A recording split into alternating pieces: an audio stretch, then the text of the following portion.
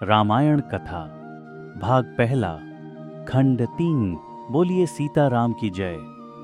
पूर्व खंडों में हमने भगवान श्री राम की बाल्यावस्था, महाराज दशरथ द्वारा उनके चारों पुत्रों के जन्म का वर्णन और राम जी के गुरु वशिष्ठ जी के आश्रम में प्रारंभ हुए शिक्षा दीक्षा की पावन यात्रा को विस्तार से जाना।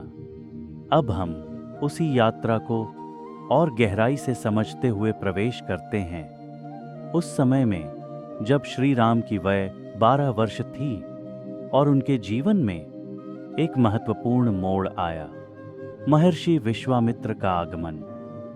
राजा दशरथ दरबार में अपने कर्तव्यों का पालन कर रहे थे कि तभी द्वारपाल ने सूचना दी, महाराज, द्वार पर एक तेजस्वी महर्षि उपस्थित हैं।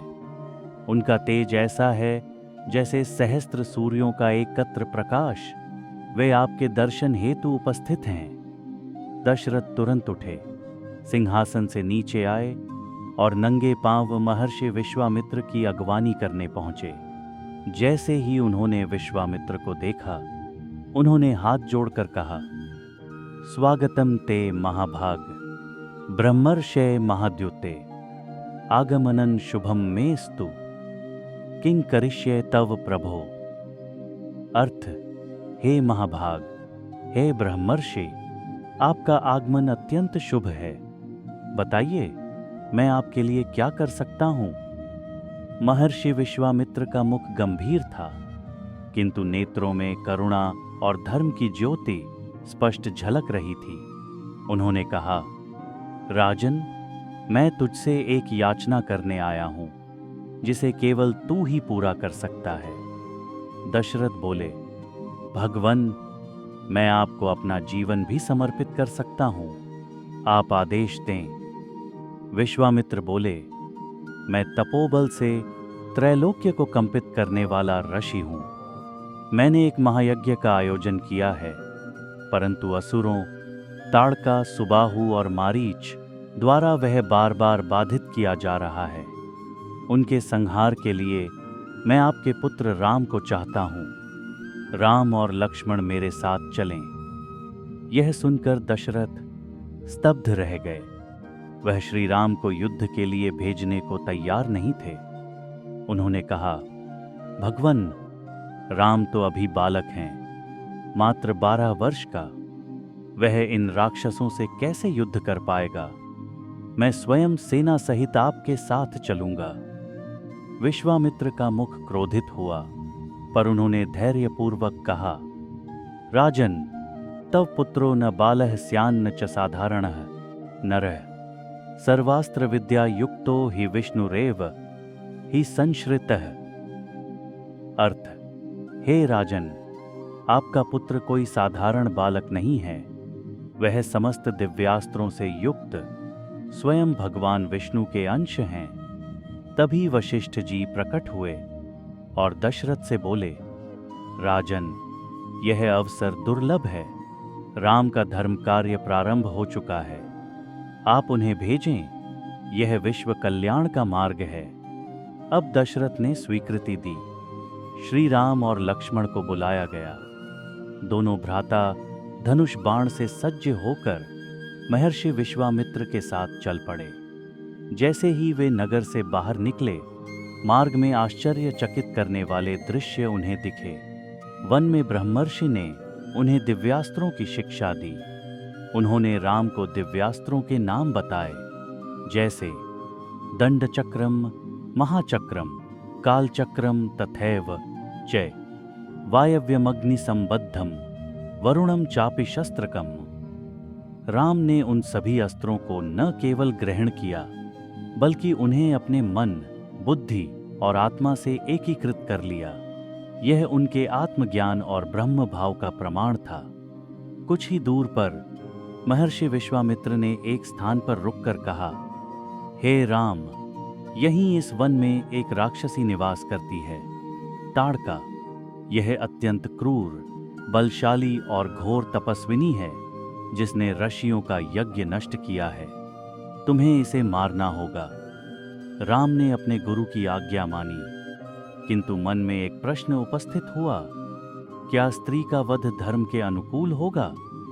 तब महर्षि ने कहा, धर्मो हि बलवान राम, स्त्रीत्वं न त्ववधारणम, यस्य कृते महद धर्मम, कुरुते स दंड भाग भवेत्। अर्थ, हे राम, धर्म ही बलशाली है, स्त्रीत्व कोई अवरोध नहीं जब कोई राक्षसी धर्म का हनन करती है। राम ने धनुष उठाया। एक तीव्र गर्जना के साथ ताड़का प्रकट हुई। उसका रूप अत्यंत विकराल था। नख लंबे, नेत्र रक्त वर्ण, शरीर से दुर्गंध आ रही थी। वह आकाश में उड़ती हुई राम पर वार करने लगी। राम ने पहले उसे चेतावनी दी, हे ताड़का, यह अंतिम अवसर है। तप का फल अहिंसा है, राक्षसता नहीं। परंतु ताड़का ने पृथ्वी को हिला दिया। उसने अग्नि की वर्षा शुरू की। लक्ष्मण ने रक्षा की परिधि बनाई।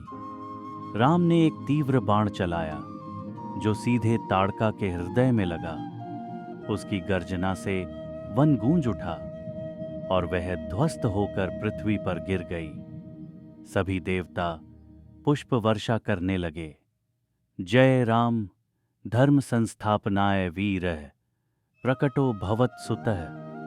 अर्थ, जय श्री राम, तुम धर्म की स्थापना हेतु प्रकट हुए हो।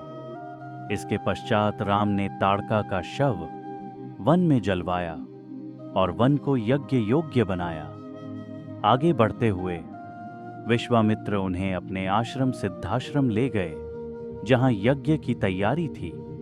राम लक्ष्मण ने रात भर जागकर यज्ञ की रक्षा की। रात्रि के दूसरे प्रहर में सुबाहु और मारीच आकाश से प्रकट हुए। उन्होंने तामसिक वस्तुओं की वर्षा शुरू की। रक्त, हड्डियां, मल मूत्र आदि। राम ने चक्रास्त्र और अग्निबाण चलाया। सुबाहु वहीं मारा गया। मारीच को राम ने ऐसा बाण मारा कि वह 100 योजन दूर समुद्र पार लंका में गिरा। यज्ञ निर्विघ्न संपन्न हुआ। अब विश्वामित्र ने कहा, हे राम, अब मैं तुम्हें जनकपुरी ले चलूंगा। वहां एक अद्भुत धनुष है, शिव धनुष, और जनक की पुत्री सीता स्वयंवर हेतु योग्य वर की प्रतीक्षा कर रही हैं। राम ने कहा, गुरुदेव, आप जहां ले चलें मैं चलने को तैयार हूं। लक्ष्मण ने भी कहा, भैया जहां जाएंगे मैं उनके साथ रहूंगा। अतः राम, लक्ष्मण और विश्वामित्र मिथिला की ओर चल पड़े। इसी यात्रा में उन्हें गौतम ऋषि का आश्रम मिला, जहां अहल्या जो शिला बन चुकी थीं, उनका उद्धार राम ने किया। विश्वामित्र ने राम से कहा, राम, एषा ब्रह्मर्षि पत्नी धर्मनिष्ठा अहल्या का दृष्टया स्पर्शेन च तस्याः पुनर्जागरणम भवेत्।